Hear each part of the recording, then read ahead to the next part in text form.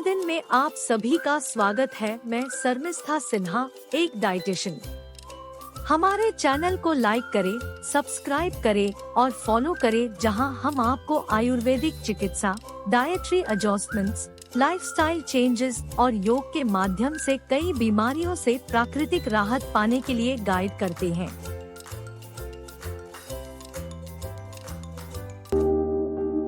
अवसाद एक बहुआयामी स्थिति है जो विभिन्न कारण से प्रभावित होती है।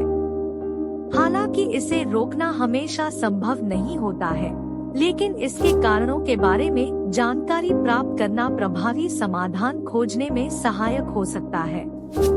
बायोलॉजिकल फैक्टर्स या जैविक कारण एक प्रमुख कारण है जो अवसाद में योगदान कर सकते हैं। जैविक कारण में मुख्य रूप से शामिल है मस्तिष्क रसायन या न्यूरोट्रांसमीटर, जेनेटिक कारण और हार्मोनल कारण।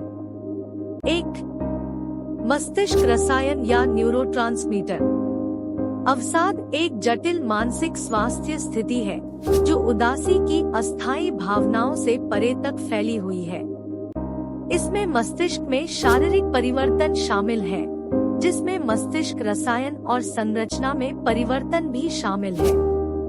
तनाव अवसाद के लिए एक आम ट्रिगर है, जिससे कोर्टिसोल जैसे हार्मोन का स्राव होता है, जो मस्तिष्क पर नकारात्मक प्रभाव डाल सकता है। बढ़ा हुआ कोर्टिसोल स्तर हिप्पोकैम्पस में नव निर्मित न्यूरॉन्स को भी नुकसान पहुंचा सकता है, जिससे स्मृति, सीखने पर असर पड़ता है और संभावित रूप से अवसाद और अल्जाइमर रोग जैसी अधिक गंभीर मानसिक बीमारियां हो सकती हैं। शोधकर्ता लगातार अवसाद के अंतर्निहित कारणों को समझने का प्रयास कर रहे हैं। साक्ष्य बताते हैं कि न्यूरोट्रांसमीटर, जो मस्तिष्क में रासायनिक संदेशवाहक है, न्यूरोट्रांसमीटर में असंतुलन अवसाद में एक महत्वपूर्ण भूमिका निभाता है। न्यूरोट्रांसमीटर जैसे सेरोटोनिन और डोपामाइन उचित शारीरिक कार्य के लिए आवश्यक है, क्योंकि वे तंत्रिका कोशिकाओं के बीच संकेत संचारित करते हैं। सेरोटोनिन खुशी, ध्यान और शांति की भावनाओं से जुड़ा है, जबकि डोपामाइन खुशी और प्रेरणा से जुड़ा है।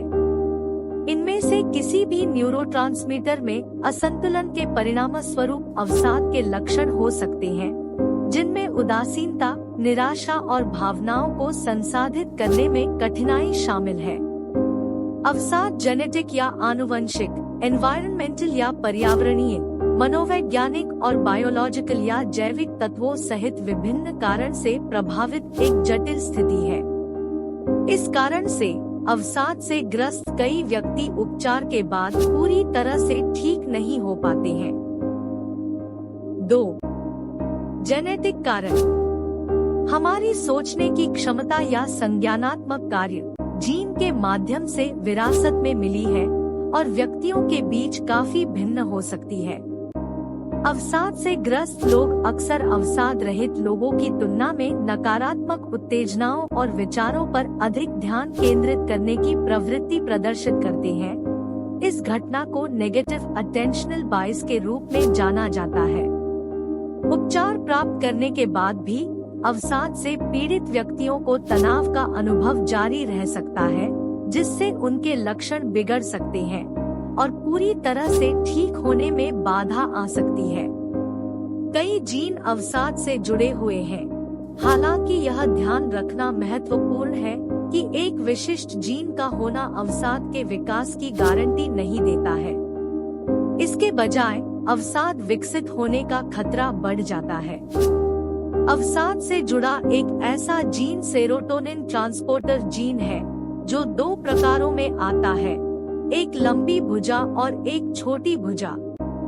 शोध से पता चलता है कि इस जीन के छोटे हाथ वाले प्रकार वाले व्यक्तियों में लंबी बाह वाले प्रकार वाले लोगों की तुलना में तनावपूर्ण जीवन की घटना के बाद अवसाद विकसित होने की संभावना अधिक होती है। एक अध्ययन से पता चला है कि भारत में 40% लोगों में यह जीन होता है, जिससे तनाव का अनुभव होने पर वे अवसाद के प्रति अधिक संवेदनशील हो जाते हैं। 3. हार्मोनल फैक्टर या कारण। अध्ययनों से पता चला है कि अवसाद से पीड़ित व्यक्तियों में कुछ हार्मोन का स्तर बदल जाता है। ये परिवर्तन अवसाद से पहले और उसके दौरान मस्तिष्क में हो सकते हैं, जो विभिन्न क्षेत्रों को प्रभावित करती हैं। इस कारण से विशिष्ट हार्मोन का अधिक उत्पादन या कम उत्पादन हो सकता है, जो अवसाद के विकास और लक्षणों में योगदान कर सकता है। दवाएं इन हार्मोनल असंतुलन को प्रभावी ढंग से ठीक कर सकती हैं। हालांकि यह समझना आवश्यक है कि अवसाद एक बहुआयामी स्थिति है और उपचार प्रत्येक व्यक्ति की विशिष्ट आवश्यकताओं के अनुरूप होना चाहिए। यह ध्यान रखना महत्वपूर्ण है कि हालांकि ये जैविक कारण अवसाद के विकास में महत्वपूर्ण भूमिका निभाते हैं, लेकिन ये एकमात्र कारण नहीं है। अन्य कारण जैसे पर्यावरण, मनोवैज्ञानिक और सामाजिक तत्व भी इस स्थिति में योगदान करते हैं। इसलिए किसी व्यक्ति के अवसाद में इन कारकों और उनकी भूमिकाओं की व्यापक समझ प्रभावी उपचार प्रदान करने और पुनर्प्राप्ति को बढ़ावा देने के लिए आवश्यक है।